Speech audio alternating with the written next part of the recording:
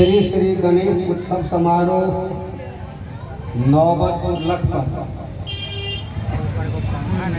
जो आज कार्यक्रम का उद्घाटन किया गया है, इस कार्यक्रम के गणेश उत्सव समारोह के शुभ उद्घाटनकर्ता भारतीय लोक चेतना पार्टी के राष्ट्रीय अध्यक्ष भाई सुभाष कुमार जी, भारतीय लोक चेतना पार्टी के राष्ट्रीय उपाध्यक्ष भाई विनोद कुशवाहा जी, मोनू जी और स्थानीय नेता हमारे अनुज भाई सुरजीत कुमार जी, इस कार्यक्रम के मुख्य आयोजक भाई कुंदन कुमार जी, इस कार्यक्रम के निर्देशक भाई विनीत दयाल जी, अध्यक्ष सौरव वर्मा जी, विक्की कुमार जी, सुबोध कुमार जी, विष्णु कुमार जी, शिव कुमार जी, नीतीश कुमार जी एवं अन्य सभी सम्मानित जुझारू कार्यकर्ता यहाँ उपस्थित हमारे इस गणेश उत्सव, गणेश भगवान के सभी सम्मानित भक्तजन, मित्रों, भाइयों एवं बहनों, आज इस धराधाम पर, इस दुनिया में अगर कोई सबसे बड़ा देवता है जिसकी पूजा मनोयोग पूर्वक की जानी चाहिए, वह है गणेश भगवान। क्योंकि गणेश भगवान के बारे में मान्यता है, परंपरा है कि गणेश बुद्धि के देवता है, ऐसा माना गया है।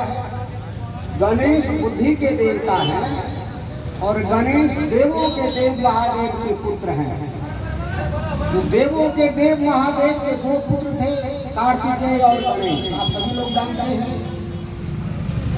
एक बार ऐसी घड़ी आ गई कि दोनों भाई में युद्ध हो गया कि मैं अधिक विद्वान, मैं अधिक तेज। तो इसका जब फैसला होने लगा तो उसमें जो जज आए, निर्णायक व्यक्ति आए, उन्होंने कहा कि आपके पिताजी देवों के देव महादेव हैं और विश्व के सबसे बड़े देवता हैं। तो इस विश्व की परिक्रमा करके जो सबसे पहले चला आएगा वही दोनों भाई में बड़ा माना जाएगा। तो कार्तिकेय थोड़ा सा घमंड में आ गया कि भाई मेरा तो सवारी मोर है, और गणेश जी को बड़ी चिंता हुई कि मेरा तो सवारी मूस है, चूहा है, मूसक है।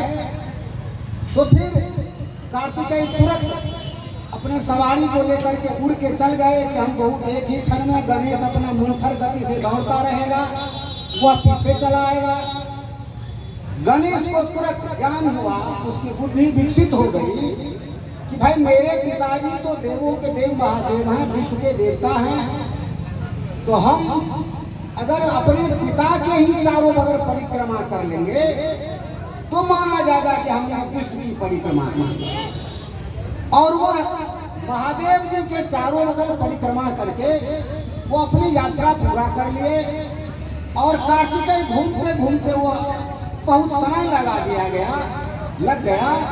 तो जज ने निर्णय कर दिया कि ये गणेश जो हैं बहुत बुद्धिमान हैं और कम समय में छोटी सवारी रहने के बावजूद भी यह विश्व की परिक्रमा करके यहाँ आ गए हैं। इसलिए गणेश को उसी समय से बुद्धि का देवता माना जाने लगा। तो अब यहाँ सवाल उठता है मित्रों कि गणेश जी बुद्धि के देवता थे तो अपने पिता के बल पर थे। उनका शरीर भी बड़ा विशाल था। एक बार उनकी गर्दन कट गई थी और महादेव जी ने अपने पिता की गर्दन, मैंने अपने पुत्र की गर्दन को काट दिया था। उनकी माता के आग्रह पर फिर हाथी का गर्दन ला करके काट के उसमें जोड़ दिया गया। छोटा सा चूहा उनकी सवारी थी। तो पिता के द्वारा जो दिया गया ज्ञान था, उस ज्ञान के द्वारा, उस ज्ञान के माध्यम से भगवान गणेश विश्व में ज्ञान के देवता के रूप में आज तक पूजे जा रहे हैं। लेकिन अब हम लोगों को देखना है, सोचना है कि क्या सभी के पिता का जो पुत्र है वह गणेश बन सकता है क्या? नहीं बन सकता। तो ज्ञान प्राप्ति के, मोक्ष प्राप्ति के हमारे भारत में जो सभी मनुष्य चाहता है, सभी मानव चाहता है कि हमें अर्थ, धर्म, काम और मोक्ष की प्राप्ति हो। मानव का 4 उद्देश्य है: अर्थ धन की प्राप्ति करना, काम आनंद की प्राप्ति करना, खुश रहना, धर्म नियम के आधार पर चलना, और तब अंत में जाकर के मुक्ति होना, जीवन से मोक्ष की प्राप्ति करना। ये जो 4 उद्देश्य है मानव के, इन चारों उद्देश्य की प्राप्ति के लिए 3 मार्ग हैं। पहला है ज्ञान मार्ग, दूसरा है कर्म मार्ग, और तीसरा है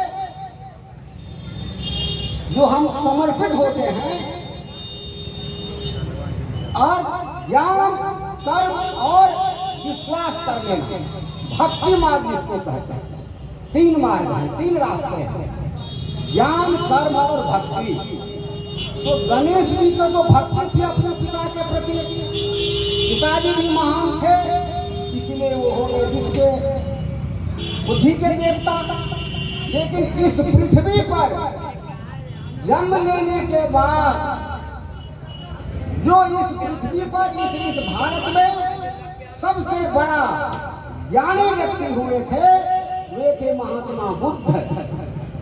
महात्मा बुद्ध का नाम इसलिए बुद्ध पड़ा कि वह बुद्ध के देवता थे। उन्होंने परिश्रम करके, कर्म करके, ध्यान करके, ज्ञान प्राप्त करके अपनी बुद्धि को इतना विकसित किए, इतना बड़ा किए कि दुनिया के 52 देशों ने गौतम बुद्ध के ज्ञान को स्वीकार किया, गौतम बुद्ध के आचरण को स्वीकार किया।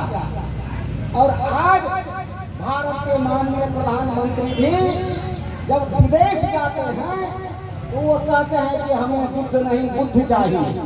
यानी क्या? मानवता चाहिए, भ्रातृ प्रेम चाहिए, सामाजिक न्याय चाहिए, हमें विकास चाहिए, और ये सारी चीजें बुद्ध के मार्ग पर चलने से ही प्राप्त हो सकती है। इसीलिए ये 2 प्रकार के देवता हैं। एक है हमारे बुद्ध, वो भी बुद्धि के देवता हैं। तो जिनके माता पिता ज्यादा विद्वान नहीं हैं, ज्यादा धन संपन्न नहीं हैं, उनको बुद्ध के मार्ग पर चल करके अपने को ऊर्जावान बनाना पड़ेगा, आगे बढ़ना पड़ेगा, और तब आपको मोक्ष की प्राप्ति होगी, और तब आपको धन भी मिलेगा, ज्ञान भी होगा, आप